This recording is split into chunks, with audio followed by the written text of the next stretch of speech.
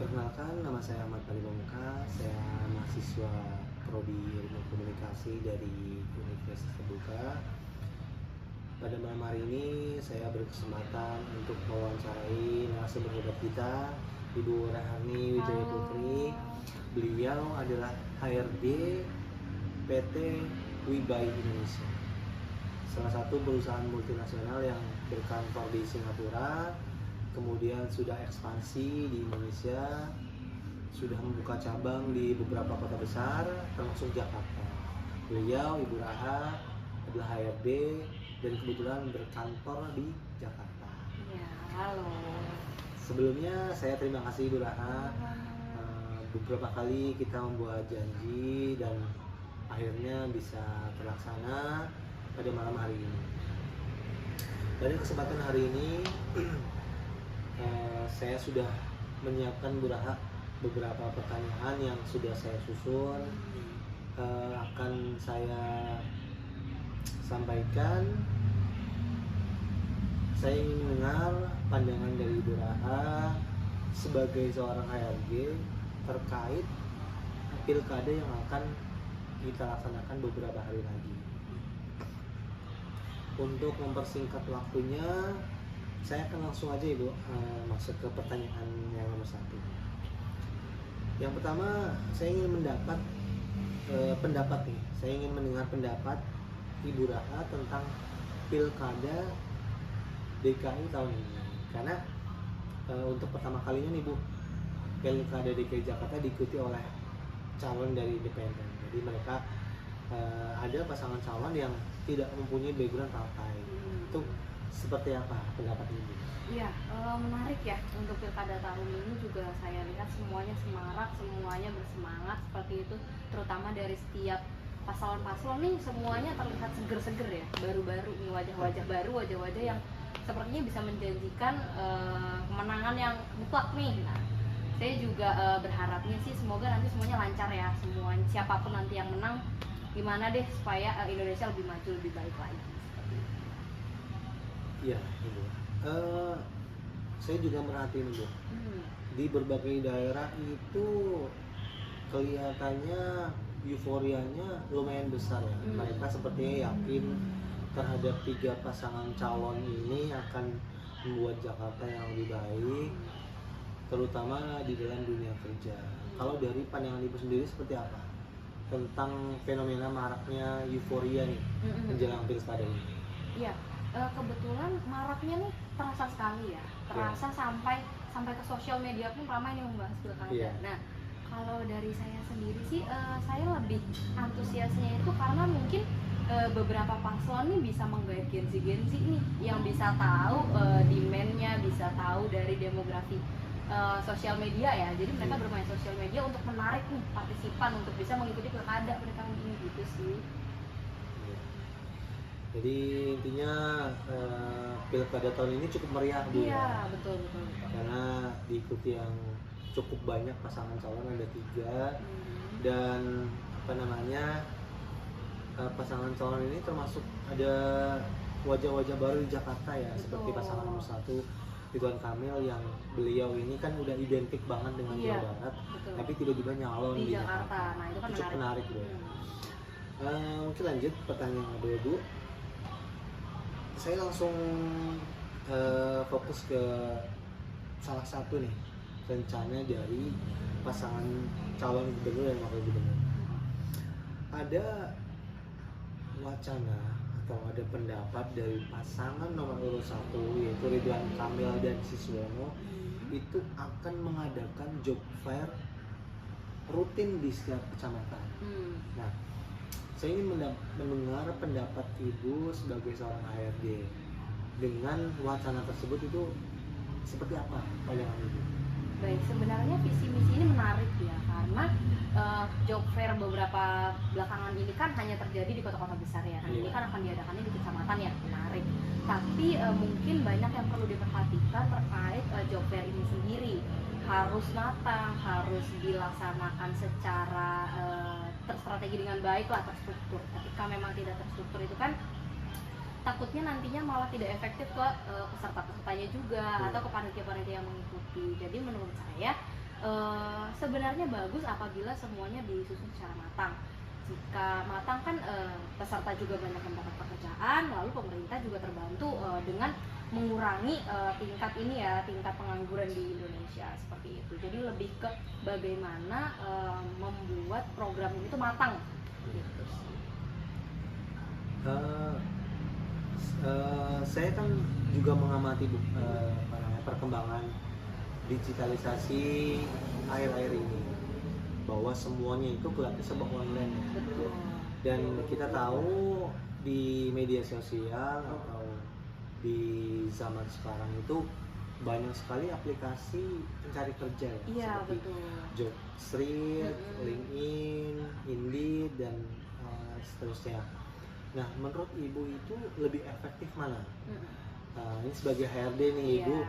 Ibu lebih nyaman mencari karyawan by Jobstreet, Indeed, LinkedIn, atau aplikasi sebagainya, atau dengan cara konvensional seperti job fair, langsung nih calon karyawan datang dengan membawa CV mereka.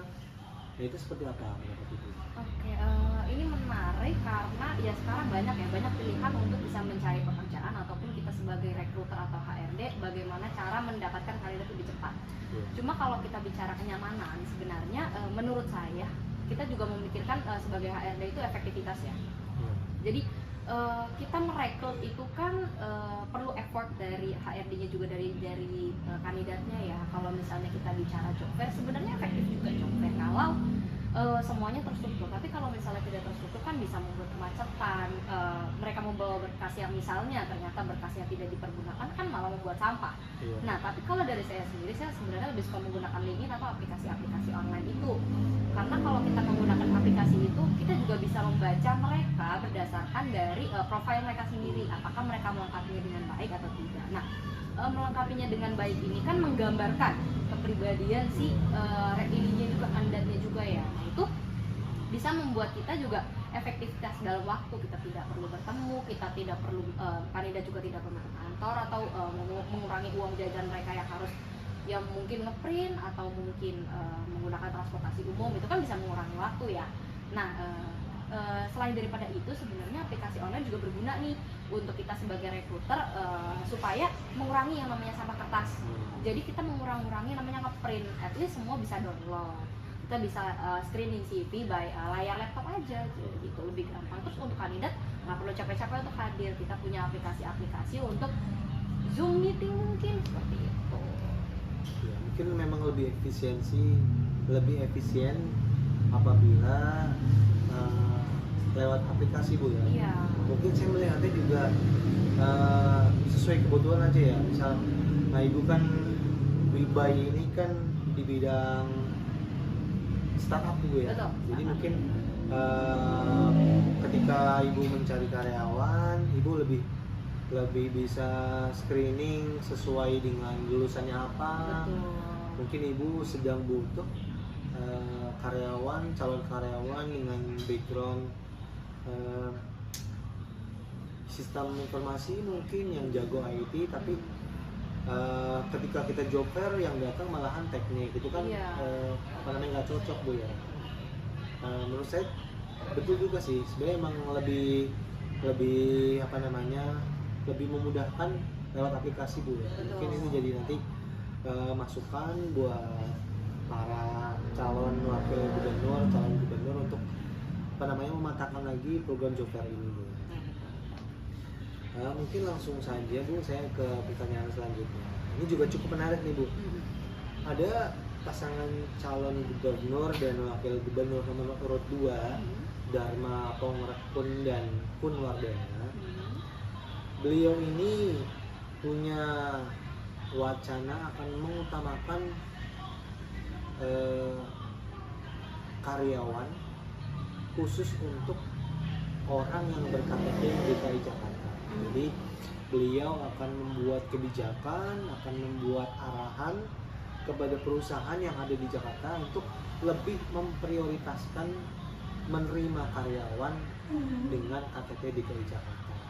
Nah, ini menurut Ibu nih sebagai seorang HRD itu seperti apa kebijakan itu? Baik, menarik karena ya bagus sih pemerintah fokus kepada orang-orang di Jakarta yang mungkin ingin bekerja. Cuma kalau kita bicara hak, semua orang berhak. Dimanapun, semua orang di kota manapun, baik di pelosok ataupun di kota, semua berhak untuk bekerja. Hanya saja kalau kita bicara prioritas, boleh kita prioritas orang Indonesia, karena dari yang saya lihat sendiri juga kebanyakan kan orang-orang dari Jawa ya ke Indonesia untuk bekerja, untuk mengadu nasib di Jakarta. Hanya saja mungkin lebih digeneralisasi, tidak hanya orang Jakarta saja.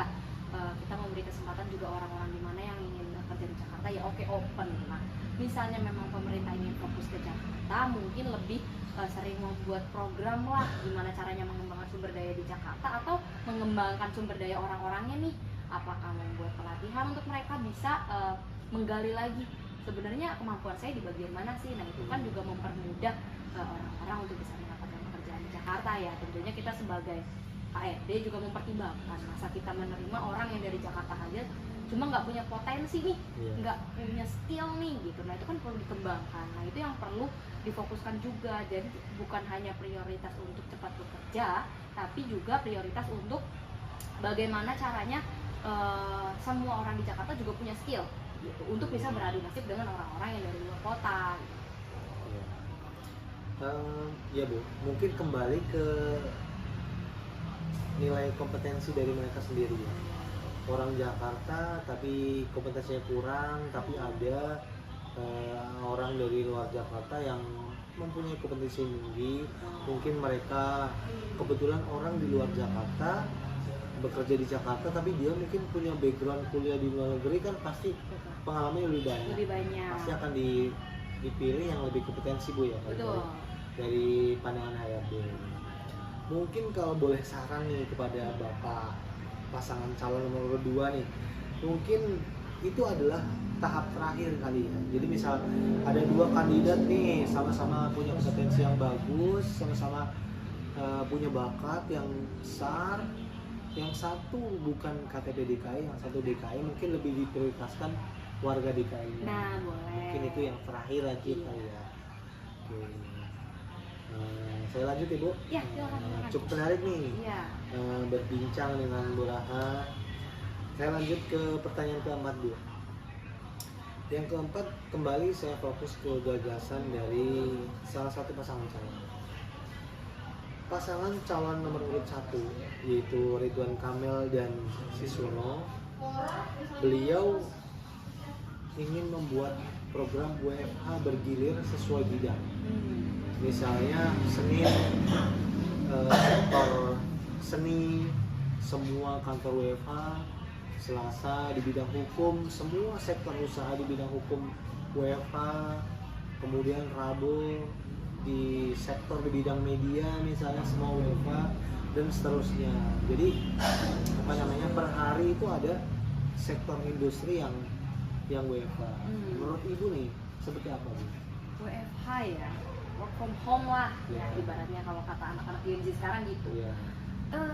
Sebenarnya kalau kita bicara WFH sudah lama ya, banyak perusahaan yang menggunakan cara itu. Hanya saja mungkin belum banyak, belum rata lah seperti itu. Nah, kalau misalnya ini akan dicanangkan, berarti kan akan rata nih. Apakah akan banyak perusahaan yang seperti itu? Kalau dari saya sendiri, sebenarnya sudah bisa sih dipergunakan hal tersebut. Itu kan kembali dari kebijakan perusahaan ya. Kalau dari saya nih sendiri di perusahaan saya di WeBuy itu semua sudah menggunakan laptop nih, jadi tidak ada PC yang stay di setiap di meja-meja karyawan. Jadi semua sudah bisa melakukan WFH dimanapun dia berada. Maka misalnya, Bu saya mau makan ramen ya sambil kerja, bisa. At least kerjaan kamu selesai, kamu bisa membawa pekerjaan kamu dimanapun ya. Itu hak kan, hak setiap karyawan seperti itu. Itu sebenarnya menarik sih kalau kita bicara tentang WFH ya. Apalagi kan sekarang banyaknya Gen Z ya. Gen Z itu kan mengurangi nih yang namanya effortless lah, pengen aku di mana aja yang penting kerja gitu. Kalau pemerintah bisa mencanangkan itu, saya rasa Gen Z juga tertarik sih untuk cepat bekerja. Ngomong-ngomong nih Bu, terkait WFH tadi. Seperti kita tahu kerja itu kan normalnya kan 8 jam ya. Betul. Ketika WFH kan nggak mungkin tuh Bu, karyawan yang WFH itu on cam selama 8 jam. Betul. Beda dengan orang yang ngantor gitu kan, selama 8 jam kita bisa tahu nih produktivitas kerja mereka di kantor itu seperti apa. Kemudian mereka banyak bercanda atau enggak, mereka tidur atau enggak di pekerjaan. Beda kalau di rumah nih, kita kan ibu sebagai HRD atau mungkin sebagai stakeholder di perusahaan ibu kan nggak bisa nih memantau 8 jam karyawan yang WFH. Mungkin nanti akan berhubungan dengan efisiensi pekerjaan mereka. Menurut ibu seperti apa nih Bu? Oke, pandangan saya sebenarnya untuk hal ini step pertama adalah bagaimana sebagai HRD untuk bisa merekrut karyawan yang bermutu. Yeah. Nah, bermutu ini kan berarti dia berintegritas atau berjanji pada dirinya bahwa dimanapun saya berada, pekerjaan saya selesai. Nah, itu sebenarnya sudah bisa kita jadikan landasan ya untuk semua karyawan atau semua perusahaan di Indonesia. Kalau misalnya kita punya karyawan yang bermutu nih, yang memang dia ini kompeten, dia akan berpikir bahwa saya bisa kerja dimanapun, yang penting kerjaan saya selesai dan itu tidak merugikan perusahaan, benar. Seperti itu. Nah, itu juga yang saya pikirkan sebagai HRD. Mau dia kerja dimanapun, kalau pekerjaannya selesai, apa yang jadi masalah? Kan selesai berarti kan. Lebih ke tanggung jawab dirinya masing-masing. Nah, tanggung jawab ini yang menjadi PR juga untuk kita sebagai HRD untuk bisa mencari kandidat-kandidat yang bermutu lah, yang bisa dipegang nih janjinya gitu. Jadi kalau misalnya pengen untuk bisa mendapatkan pekerjaan yang seperti itu, ya PR-nya lagi ke HRD, gimana nih caranya untuk bisa menggait banyak kandidat. Jadi kalau dari pandangan Ibu Raha itu lebih fokus ke pekerjaannya selesai atau enggak Ya. gitu. Jadi nggak masalah misal Kafe, WFH apa. fokusnya mungkin cuma 3 jam tapi yang penting pekerjaan selesai. Betul, daripada kita di kantor kerja nggak selesai-selesaikan, nanti malahan bercanda terus. Mungkin Ibu Raha ini nih yang dicari oleh karyawan-karyawan masa kini. Aduh.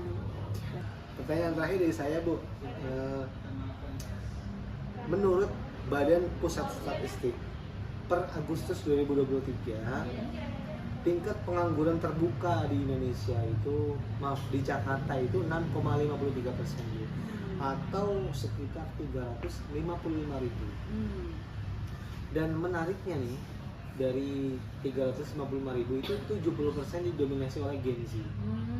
Menurut Ibu,